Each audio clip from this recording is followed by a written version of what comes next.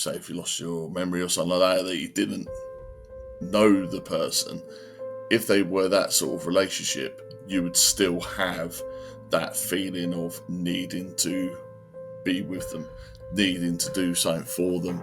And that was really sort of the main theme throughout, that it wasn't a case of it was a full choice for Henry to protect Milo, but it felt like he had to but didn't know why. He's got to help him. Parents were telling me how when I was about 3 years old, I would come up to my mum and be telling her about stuff that happened to her as a child, stuff that I shouldn't even know about.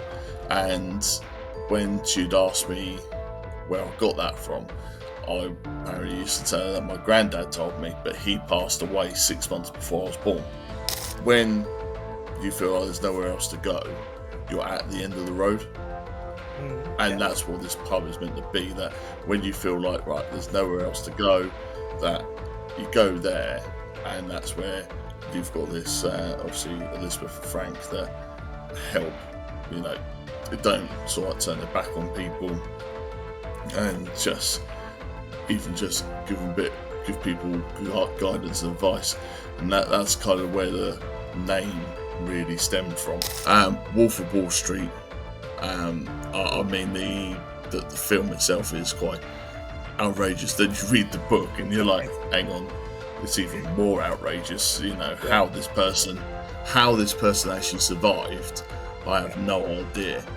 Even though he's surrounded by people, he still keeps people to a certain distance. He doesn't let people get too close because of all the stuff that's happened to him. And I think a lot of people could probably relate to that if you have had a lot that's gone on, you too do tend to then keep people away because you think that it's you, that you're... Hello, book nerds. Welcome to the Booknerds Podcast. I've been reading this book and it has intrigued me a lot. It is paranormal, it is psychological, it has a bit of crime. It is the heady mix, which I love a lot. And the author is George Carter, and the book is called Beyond Boundaries. I've been reading it on my reading device, but I would like to show you the book cover here because I don't have the physical book. It's called Beyond Boundaries. So, while reading the book, I was amazed because, you know, in uh, lesser words, the author has conveyed a lot. There is a lot of drama, there is a bit of crime. You kind of also think about afterlife in some ways after reading the book. It's a quick read. So, yeah, in this conversation, in the latest episode of the Booknerds podcast, I talked to George Carter, and we talked about a lot of things, a lot of the things that I have mentioned. And I hope when you read the book, you will love it as well. And do let me know in the comments here on YouTube when the podcast launches. And of course, enjoy the podcast show.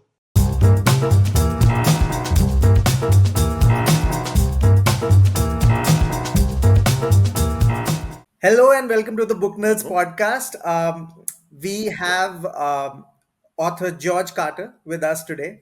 And as I told you in the introduction, the book is very intriguing, very new, and some of my favorite genres have come together.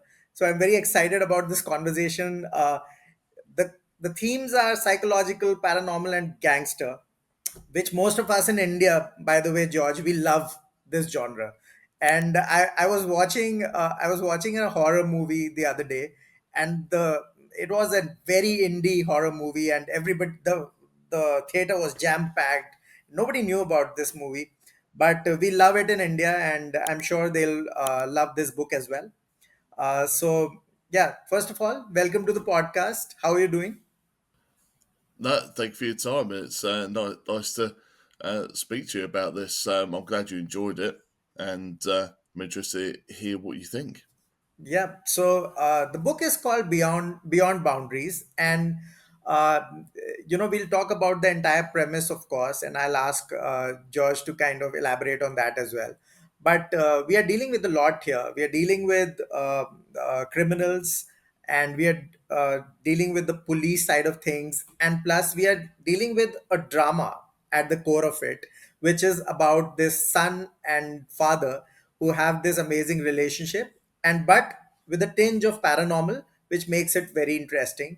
So George, would you like to tell our listeners a bit about the book so that we can, of course, deep dive into the themes and what is happening in the book per se?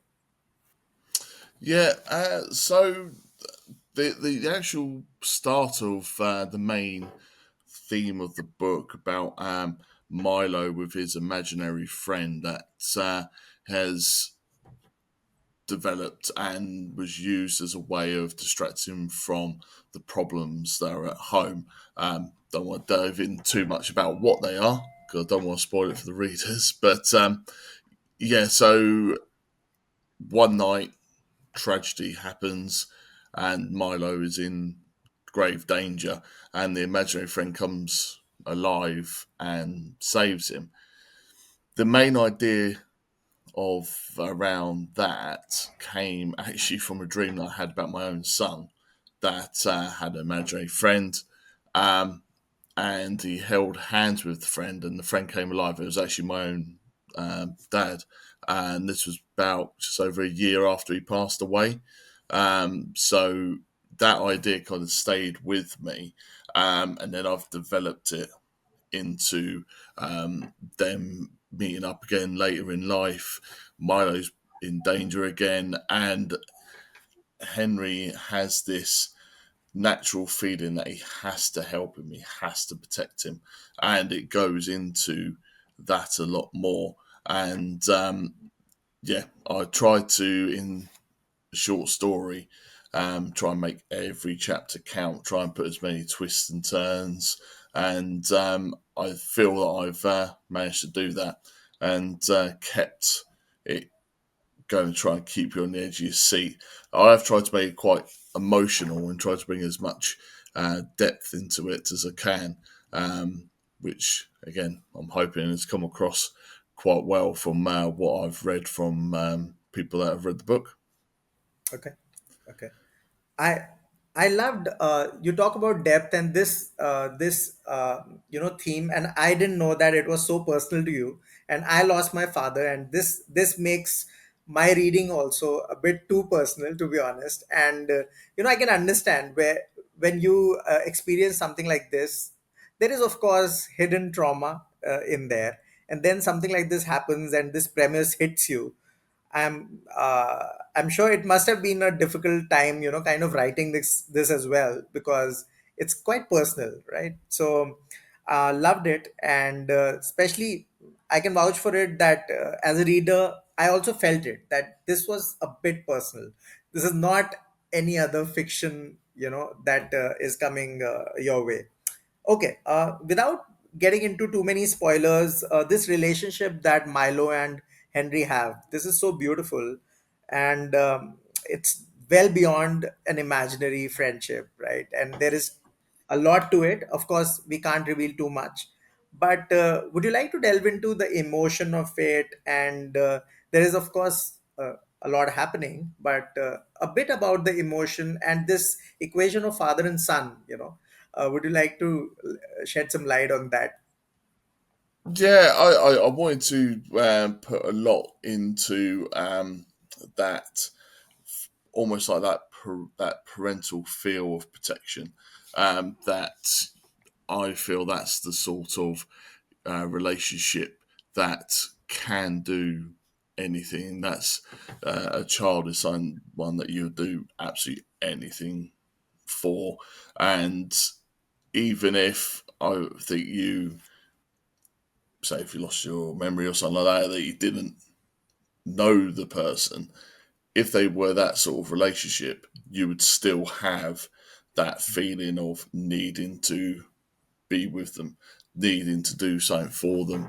And that was really sort of one of the main theme throughout that. It wasn't a case of it was a full choice for Henry to protect Milo, but felt like he had to, but didn't know why. He's got to help him, and that was the main thing I wanted to try and bring into it. That it was a need rather than a want to, Yeah, and I think that it's was sort of like what I was trying to bring into it. absolutely, because we talk about different realms, reincarnations, afterlife, and it's a very existential question, and you are kind of delving in that territory, and so what's your opinion on that? What do you feel about that? Because uh, if we talk about various cultures and various religions, they all cater to it differently. So what's your opinion about that? And were you thinking about all this, or you were just concentrating on the story? Yeah, so my personal uh, feeling of what happens is that people, when our loved ones do pass on and stuff like that, that they are around us, that they do watch over us, protect us. I think the main thing that came from that is myself as a child, where um, I've got no memory of it myself, but my parents were telling me how when I was about 3 years old, I would come up to my mum and be telling her about stuff that happened to her as a child, stuff that I shouldn't even know about. And when she'd ask me where I got that from, I apparently used to tell her that my granddad told me, but he passed away 6 months before I was born. So Wow. that kind of resonated with me. That I feel people are guiding, watching. So I suppose that was a big thing that kind of also inspired sort of like the way that I wrote the story. Yeah, and I think the although we can't talk about it, the ending of the book is amazing. Although, I mean, in some ways, a very what do you say, an accomplished reader who has read hundreds of books will preempt it, but still, it was fun. It was a lot of fun. The ending, and I would recommend the readers to go for the book because just for the ending, it was fun. And of course, one other thing that the pub that Henry is working at the Yeah, end of the no, road. that last line was actually my favourite. Yeah, yeah. So the end of the road, which was a very amazing name for that pub, it almost plays a character in the entire plot. And why did you name it the end of the road, and what was the logic behind it? Because it plays a part, and it's whatever is happening in the story, it's happening around that the end of the road. A bit about that, perhaps. Yeah, I I kind of named it that because of being with Owens sending him down there, and the theme that people get sent to this pub for help and for guidance, and it's almost like that feeling that when you feel like there's nowhere else to go, you're at the end of the road. And Yeah, that's what this pub is meant to be. That when you feel like right, there's nowhere else to go, that you go there, and that's where you've got this obviously Elizabeth and Frank that help. You know, they don't sort of turn their back on people, and just even just give people guidance and advice, and that's kind of where the name really stemmed from, as part of what I wanted to put across. great, awesome. I found it quite intriguing, the name and the entire premise of Henry going there when something happens which we can't reveal. Of course, with thriller books, it's like that. You can't reveal anything until you have read the book. Actually, in a podcast or any Yeah. sort of content. So the other thing was that while writing, because I know I believe that this it's is your so hard to first. describe it. You have to. Yeah, yeah. So I have to say many things, but I can't reveal anything. These psychological paranormal mystery thrillers, I find it, I mean, it's a hard cookie to crack. I mean, you have to keep the reader engaged. You have to make it interesting, you have to make it new, you have to make it fresh. What did you experience during writing this book? Did you struggle at any point, or did you change stuff midway? Uh, Yeah. I tried to, before I even started writing it. I kind of planned each chapter and put sort of like notes for what I wanted in each one, and then that changed and developed because I wanted to make sure that I didn't lose the sort of like the story, to make sure that I didn't start going off track and losing people. So and then as I got sort of like further down, it's like, oh, actually, we could bring this in earlier, or we can add this section. So I really sort of laid out the timeline Yeah. of the story before um, writing, and then I kept sort of like referring back to that. So if I had ideas whilst writing, I'd look at that first and try and say, right, Yeah. if I put this in, is it going to have that knock on, almost like the butterfly effect throughout the story? Yeah. Do I need to change anything further down the line so it Yeah. makes sense? Yeah. So so sort of like with some of the relationships with some of the characters wasn't originally thought of, but it was developed throughout. So that's kind of, I used the timeline to make sure I kept on track. Yeah. Yeah, because just talking to the readers a bit, that there is a timeline here, so one needs to be very very careful that one does not change something which will look awkward going forward in the book.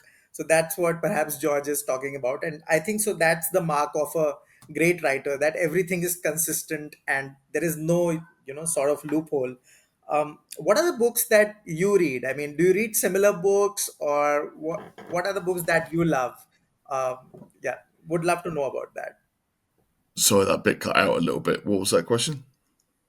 Yeah, the question was that what are the kind of books that you love? Because when you're writing in this genre, some authors say that I try to stay away from the genre so that I can be original. There are some who devour more of that content. So what are the books that you read or are reading? Yeah, so I think there's three books that really do sort of like stick with me, but they were, I saw the films and TV series first, and then read the books, and the Okay. books were much better. Um, and it was sort of like Donnie Brasco, the Yeah. Yeah. autobiography of the FBI agent that brought down the Yeah. mafia. Yeah. Um, Yeah. Sort of like the complexity of what he had to do to um, keep to be able to do his job, but also like how it was changing him as a person. Um, I really enjoyed that one. Wolf of Wall Street. I Mm. mean the film itself is quite outrageous. Then you read the book and you're like, Okay. hang on, it's even more outrageous. You know Yeah. how this person actually survived. I have Yeah. no idea. And then the other one I read it was only sort of a couple of years, but it was The Consultant. That was the Okay. TV series, Okay. and I thought the TV series was great, but then the book was even more bizarre, and again it was a really sort of like Yeah. good thriller. It was more intense. Um, so Okay. they're the sort of books that kind of inspired sort of like the thriller Yeah. type way of Would you like to? writing Yeah. for me. Would you like to? Would you like to tell us more about the consultant, because I have never heard of it? Perhaps they didn't release it here or whatever. A bit more about that. What's it about? Oh, it it's about so it's an IT app gaming business, Okay. and this person just suddenly appears and starts telling everyone that he's the consultant for the company.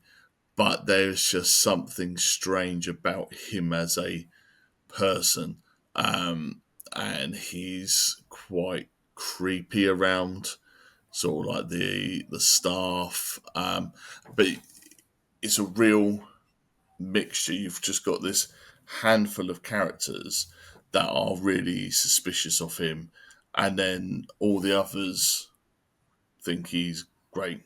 And even though he's doing all this weird stuff, sort of like they're accepting it, and these ones are going, but why? And it's almost sort of like borderline paranormal because of some of the stuff that goes on isn't really Yeah. human. And I really like you kind of don't fully find out what he is, but it's like they try and find his background, and sort of like they can't find him as a person, but they find sort of like Yeah. other company he's worked for, and sort of like the big bosses have mysteriously died when he's come along, and that's the I think that's the thing that he kind of comes in and they announce that the CEO has been has died, and then all of a sudden he's like, yeah, but before that happened, this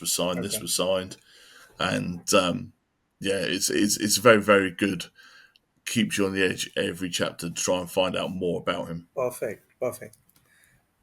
So, your book also delves into, I mean, at least midway, there is a whole police crime nexus sort of, element also in there, which was not expected, but it is there.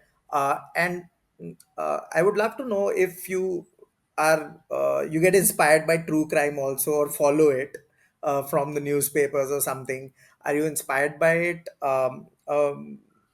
Why did you kind of incorporate that in the?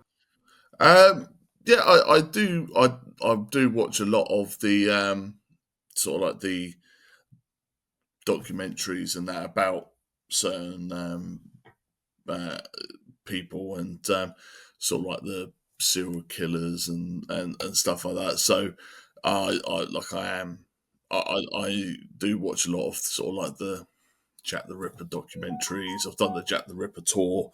Um, I love reading Sherlock Holmes. I've read all those. I can see that's behind you as well. So I love sort of like all those. But yeah, I do watch a lot of sort of like the documentaries and stuff like that of all these um, murders and that. And it's just always, I don't know. I think it's the psychological side of it, and sort of like how someone can do those sorts of things. But I also wanted to try and tap in to sort of like some of the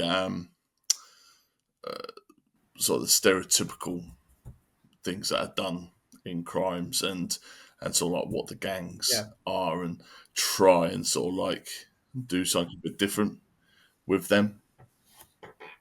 yeah. I think it was interesting. The gang you have depicted in the book, it was quite interesting. Although I was hoping for one or two more chapters on it, but okay, that was not the premise of the book, so it didn't matter to the core plot, perhaps. So you didn't delve into that, but there was perhaps, or could be in future books, a book about that gang itself. It was quite interesting what they were up to be honest. Yeah, I've had quite a few bits. I have got a plan for sort of like a sequel, or maybe you never know, end up with like a prequel. But yeah, so yeah, I've had quite a few suggestions of what Yeah, people wanted developed a bit more. So I'm kind of taking yeah. notes, and start maybe looking into that in the next few months. The name of the gang itself is so intriguing, the Golden Dragons. And your mind opens up to what are the possibilities with this gang, what else they would be doing. So that was something very interesting, and would love to read more about that. Of course, Milo's journey was very interesting. I mean, he was not sorted at all. Let's be honest about it. He had a difficult childhood. He saw a lot. I mean, broken sort of home, and all of that's happening. What is the angst within him? What's happening to him actually when he is encountering all this, and then all hell breaks loose, and something very different happens to him at one point. So yeah, would you like to share more about Milo? Yeah, I wanted to put quite a bit into him as a character and sort of like to show the inner strength of him as a person.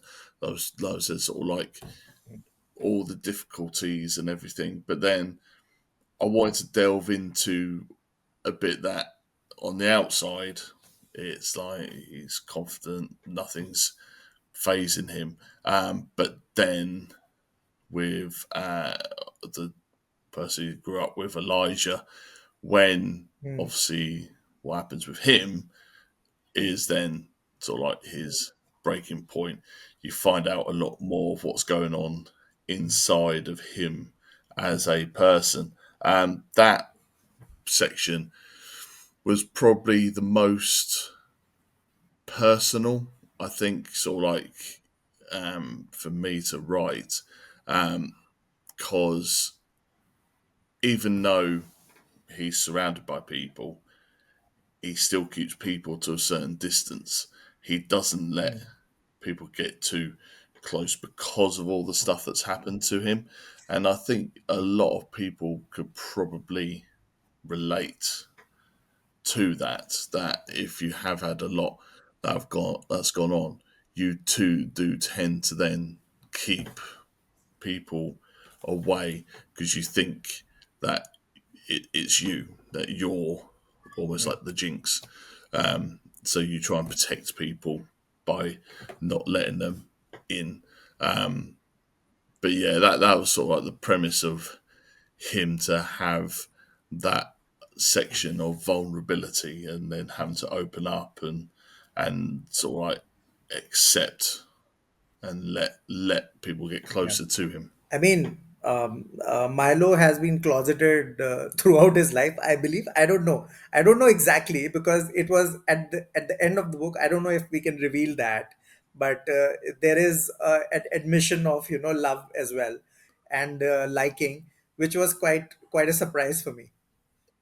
Yeah, I wanted to kind of do it almost like subtle hints throughout, but I didn't want to really me me personally. If I don't obviously I don't know sort of like the emotional side of having to reveal someone's sexuality.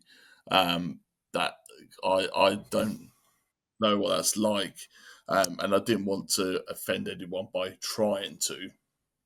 So that's why I've written it as a way of almost like it. You shouldn't have to sort of like do a reveal that these sort of things should just be accepted, and that's sort of like the way I went down, and I kind of wrote it from the side of being a father myself. So if any of my children in the future suddenly told me that they had a boyfriend or a girlfriend, makes no difference whatsoever, and that's kind of where my side of writing it came from. That when we do find out about Milo's feelings for Elijah, that it is okay. Yeah, it's not a problem for everyone that's around him, and the fact that most of the people in the book kind of gone, oh yeah, well we knew this. It was almost like waiting for sort of like that, except sort of like acknowledgement. But yeah, no, that was my keyword. I didn't want to offend anyone by writing anything that obviously I don't personally know about. But I wanted to write about, that it doesn't matter who you are, but if you love someone, it's exactly the same, no matter who Yeah, it's with, who you are. You know, yeah, when you love yeah, someone, you love somebody. When you have those butterfly yeah, feelings in your stomach, they're the same for everyone. yeah, So that was kind of where my yeah. writing on that side came from. That was amazing actually, because that take, I mean, it's so natural that it didn't feel like a jarred experience, because I read a lot of books where it is, underlined all the time, and I don't like that, because it's just a natural process, and let it be at that. Congratulations about that, because writing those kind of relationships in a simple manner is getting more and more tougher in this modern woke world, you know so thank you so much, and thank you for writing this book, Beyond Boundaries. It'll be displayed right here in the middle of the screen. And of course, I would request all the readers to grab a copy from Amazon, and leave a review on Amazon. It helps the author. Also leave comments on this video. It will be launched on Booknerds YouTube, and of course we'll be creating some short videos for you on Instagram. That's separate. But yeah, thank you so much, George, for talking to us about this very interesting book. It's a fresh breath of air, and thank you so much for writing this. And it was a very fast and intriguing read for me. Thank you for your time on reading. I'm glad you enjoyed it, and yeah, it's taken me back a little bit on sort of like the positive responses to it, because this is a first I know. debut book. Um, kind of didn't expect anything to actually come from it, so it was kind of sort of I wrote it for myself, Yeah, um, and then it was just on the off chance I've kind of just gone, yeah, see what happens, and then next minute yeah. I'm doing podcasts about it. So it's quite surreal still at the moment. I think you have much more to offer to the literary community, and keep going. Congratulations, and looking forward to your future work as well. Thank you so much for being on the Book Nerds podcast. Thank you for your time.